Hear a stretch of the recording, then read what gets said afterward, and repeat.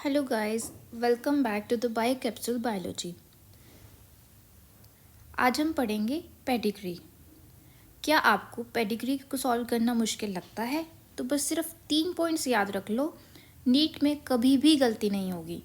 सबसे पहला पॉइंट हमारा क्या है? Generation skip is equal to recessive trait.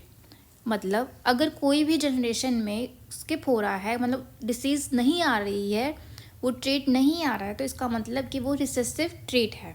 Okay, अब जैसे पेरेंट्स हैं, पेरेंट्स में डिसीज़ नहीं थी बट उनके बच्चों में डिसीज़ आई है। पेरेंट्स में डिसीज़ नहीं थी पर उनके बच्चों में आई है, तो इसका मतलब कि वो रिसेसिव है। अगर डोमिनेंट होता तो पेरेंट्स के अंदर भी होती ना डिसीज़। तो अगर कोई भी जनरेशन स्किप हो रही है तो इसका मतलब कि वो रिसेसिव ट्रेट है। सेकेंड पॉइंट क्या है हमारा? More males affected is equal to X linked. मतलब अगर जनरेशन में सबसे ज़्यादा मेल्स अफेक्ट हो रहे हैं तो वो हमारी कौन सी होगी? X linked. अब एक्स लिंक्ड में भी 2 टाइप्स हो सकती हैं, एक डोमिनेंट, एक रिसेसिव। अगर तो डोमिनेंट है तो वो चाहे बॉय हो चाहे वो गर्ल हो, दोनों ही अफेक्ट होंगे। ओके, अगर वो रिसेसिव है तो बॉयज़ तो होंगे ही होंगे, इसलिए हम कह रहे हैं ना more males affected is equal to X linked. Boys तो होंगे ही होंगे, बट गर्ल्स में क्या होगा? अगर सिर्फ एक ही एलील पे है तो वो कैरियर होगी, वो डिसीज नहीं होगी। इसलिए गर्ल्स अफेक्ट हो भी सकती हैं, नहीं भी हो सकती, बट लेकिन बॉयज़ हमेशा अफेक्टेड रहेंगे, जैसे हीमोफिलिक होता है। ओके,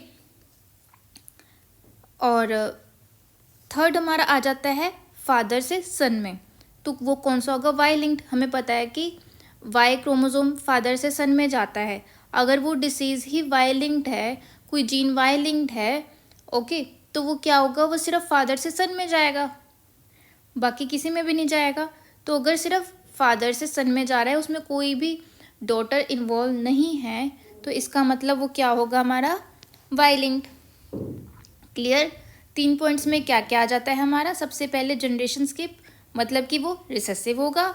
अगर मेल्स अफेक्टेड हैं तो एक्स लिंक्ड होगी। अगर फादर से सन में जा रहा है तो वो वाई लिंक्ड होगी। तो इसका मतलब क्या है? पेडिग्री में सिर्फ 3 सिंपल पॉइंट्स हमने याद रखने हैं, इससे कि हमारी पेडिग्री, कोई भी पेडिग्री होगी तो बहुत जल्दी सॉल्व हो जाएगी। Okay, bye bye, thank you.